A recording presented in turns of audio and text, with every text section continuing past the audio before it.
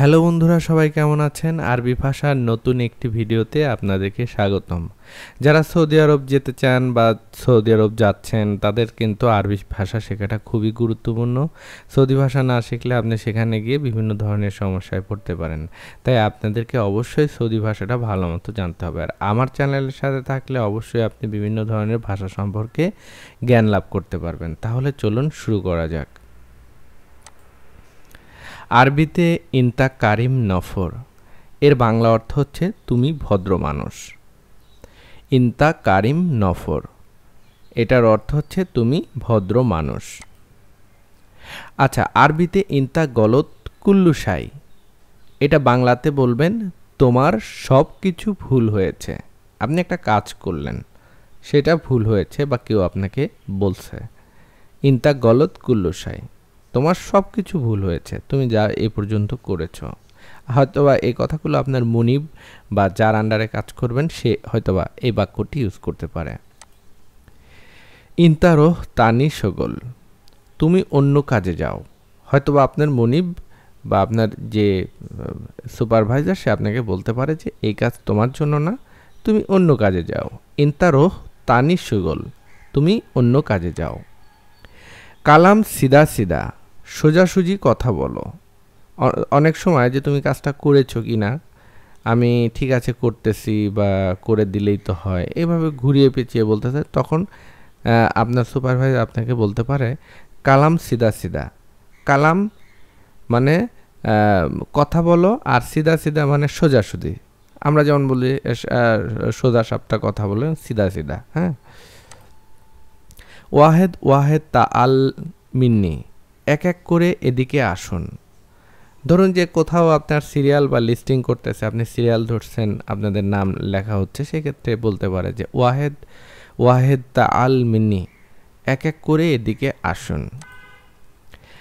হাদা ওয়াজেদ সাকিল, এটার ওজন অনেক। আপনি একটা কাজ পারতেছেন না বা এটার ওজন অনেক বা বেশি, এটা বলতে চাচ্ছেন, আপনার মনিবকে বোঝাতে চাচ্ছেন এটার ওজন অনেক। হাদা ওয়াজেদ সাকিল।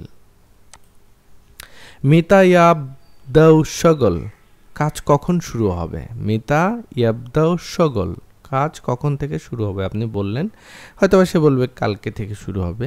এই ধরনের কথা বলার জন্য আপনি এটা ব্যবহার করতে পারেন। আনা মাফি রাক্কিব হওয়া, আমি রাখবো না তাকে। ধরুন যে আপনাকে সে কাজে রাখতে চায় না, সে আপনাকে বলে দিবে আনা মাফি রাক্কিব হওয়া, আমি রাখবো না তাকে।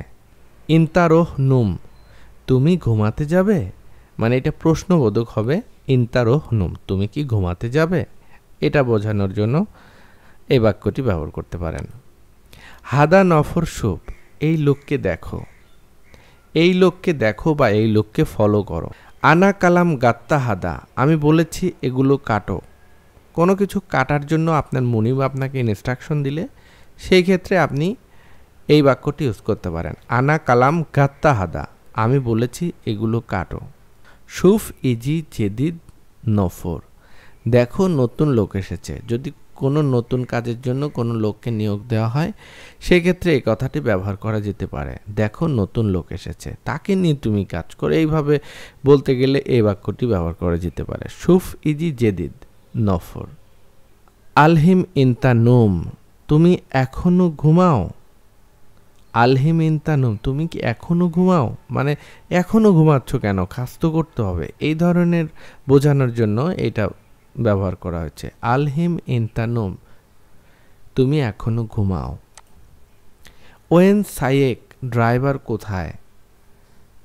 আপনাকে জিজ্ঞেস করলো একটা গাড়িতে সে মুনিব কোথাও যাবে, আপনাকে দেখা হলো, সে আপনাকে এটা জিজ্ঞাসা করলো ওয়েন সাইয়েক, ড্রাইভারটা কোথায়?